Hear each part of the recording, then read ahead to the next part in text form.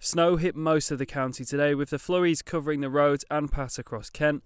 Now, whilst the weather here was nowhere near the -18 in Minnesota, where the Super Bowl was held last night, it still caused chaos on the roads. Kent police were called to a number of incidents overnight on the M20 and the M2. One car on the M20 was pictured on its roof, whilst Detling Hill was also at a standstill this morning.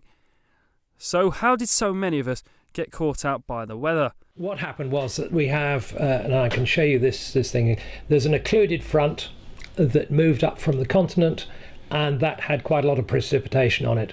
And we had very cold air coming down from the North Sea, and when these two meet, unfortunately, rain turns to snow, and we had both snow and hail this morning. This was quite a sudden, fairly heavy snow showers, and particularly on the M20 and on the M2, it affected traffic this morning. And I think that people weren't expecting it, and folk round here are not used to driving on snow, and so when it happened, we got some accidents, unfortunately. So usually when there's lots of snow, the fields and the parks would be full of children having snowball fights and making snowmen, but it seems as though today KCC have taken the decision to keep the schools open, which, as well as keeping the children in the classrooms, has left me on my own to play in the snow.